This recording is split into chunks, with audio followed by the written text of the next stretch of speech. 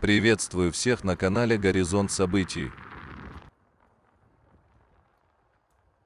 В среду, 3 января, на острове Хансю, на глубине 10 километров, произошло очередное землетрясение магнитудой 5,4. В Японии число погибших в результате серии мощных землетрясений увеличилось до 73 человек. Не исключено, что количество жертв со временем возрастет. Некоторые граждане до сих пор не вышли на связь и числятся пропавшими без вести. Больше всего от стихии пострадали жители двух населенных пунктов префектуры Исикава, городов Вадзима и Судзу, где разрушениям подверглись многочисленные жилые строения. По некоторым данным, после землетрясения там не досчитались 250 домов, которые не выдержали колебаний земной коры и попросту развалились. Еще около 200 построек сгорели из-за пожаров, спровоцированных сейсмической активностью. При этом около 320 человек получили травмы различной степени тяжести. Среди них много пожилых людей, которые под воздействием подземных толчков упали, получили переломы и ушибы. Сразу после землетрясения в западных регионах Японии было эвакуировано около 60 тысяч человек. Этих людей разместили в безопасных местах, обеспечили едой, питьем и теплыми одеялами. В настоящий момент половина из них смогла вернуться в свои дома. Вместе с тем, как пишут японские СМИ, некоторые люди с хроническими заболеваниями не выдержали нагрузки и скончались прямо в эвакопунктах. Впрочем, для японцев землетрясение – привычное дело. На территории островного государства колебания земной коры происходят часто. Со школьной скамьи японских детей приучают к необходимости иметь дома тревожные чемоданчики с набором еды, теплыми вещами, фонариком, медикаментами и другими предметами, которые могут понадобиться в случае срочной эвакуации. Поэтому местные граждане во время стихии не паникуют. Они действуют спокойно и организованно, оказывают друг другу поддержку, что помогает достойно преодолевать подобного рода трудности. Напомним, что 1 января в западной части японского государства произошла серия мощных землетрясений с максимальной магнитудой 7,6.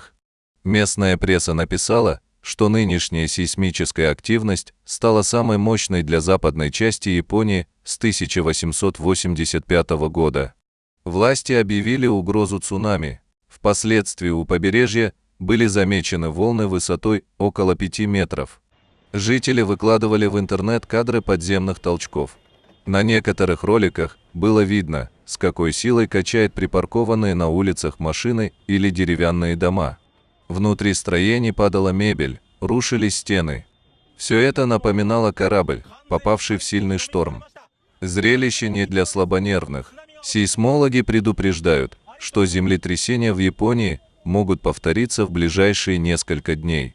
При канцелярии премьер-министра страны был учрежден кризисный штаб, куда стекается вся информация о стихии. Глава японского Кабмина Фумио Кисида отдал распоряжение министерствам и ведомствам работать в тесной координации над устранением последствий стихии. В западные регионы страны были направлены служащие национальных сил самообороны, которые участвуют в спасательных операциях, оказывают помощь пострадавшим, доставляют людям гуманитарную помощь, разбирают завалы. При поиске людей спасателям помогают служебные собаки, которые могут добраться в труднодоступные места. Правда, периодически военные вынуждены прерывать свою работу из-за возникновения афтершоков. В пострадавших от землетрясения регионах продолжают наблюдаться перебои с подачей электричества, сложности с интернетом и мобильной связью. Местами не до конца восстановлено движение общественного транспорта и водоснабжения. Ситуация осложняется тем, что целый ряд малых населенных пунктов и деревень оказались заблокированными из-за разрушения ведущих к ним узких дорог. Результаты проверки японских атомных электростанций показали, что повреждений на местных АЭС после сейсмической активности зафиксировано не было. Это важно с учетом трагедии, которая произошла в марте 2011 года. Тогда мощное землетрясение и цунами стали причиной аварии на АЭС Фукусима-1. Японцы до сих пор продолжают устранять последствия событий того времени.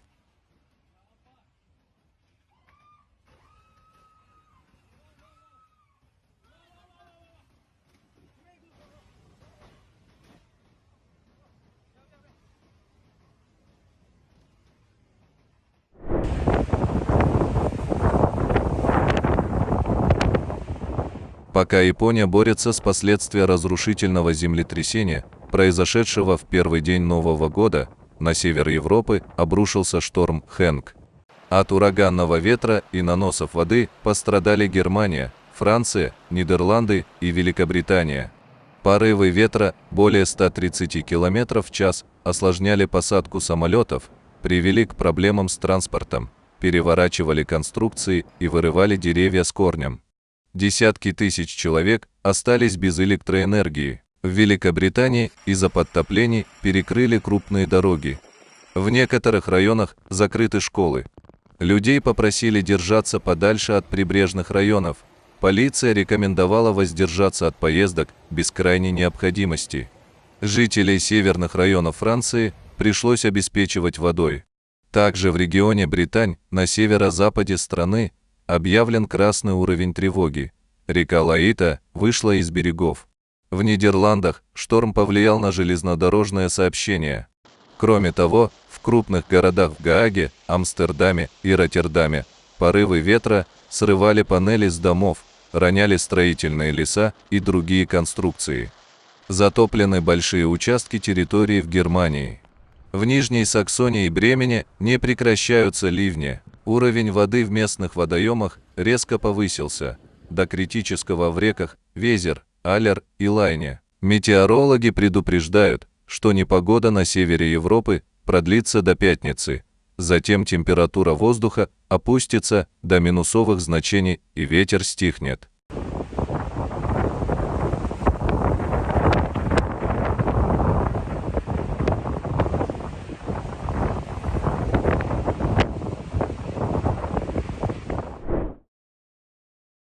Вчера днем в Бельгии, вблизи с фламандским Брабантом и Антверпеном, прошел торнадо. Это достаточно редкое для Бельгии явление. В результате буйства стихии были выкорчеваны некоторые деревья, около 40 построек были повреждены, 2 постройки разрушены.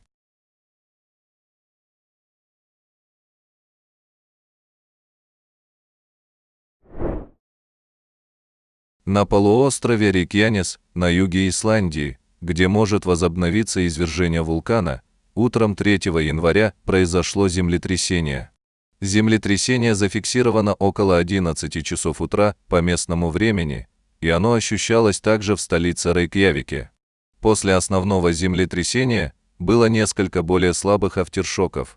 По предварительным оценкам Исландского метеорологического агентства, магнитуда составляла 4,5.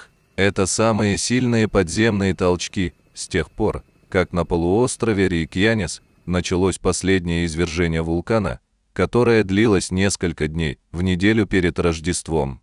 Ученые склонны считать, что данное землетрясение не связано с извержением и продолжающимся процессом накопления магмы в этой зоне. Напомним, извержение вулкана на полуострове Рейкьянес продолжалось с 18 декабря по 22 декабря и было более интенсивным, чем предыдущие извержения в этой части Исландии.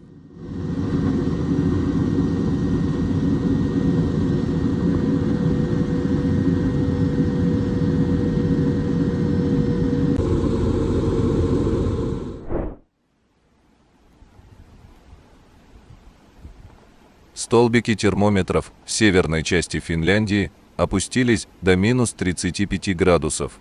Сильнее всего мороз ощущается в Лапландии из-за ветра. Несколько дней назад в стране был зафиксирован температурный рекорд этой зимы – минус 38,7 градуса. Ослабление морозов ожидается к воскресенью, передает финская метеослужба. Из-за морозов ранее в стране сбился график поездов. Они двигались с опозданием в 15-25 минут. Некоторые были отменены.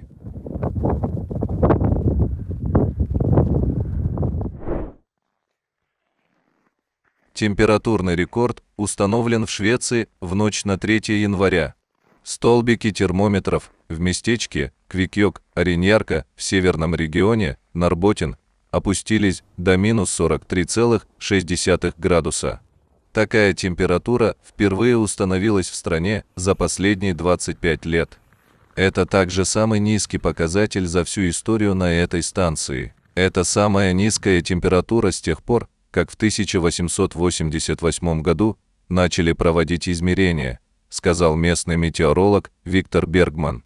В связи с морозами в нескольких населенных пунктах были отменены рейсы поездов и автобусов. Причиной таких температурных рекордов является высокое давление на северо-востоке Швеции и на севере Финляндии. По словам метеорологов, ближе к концу недели высокое давление сместится на юг.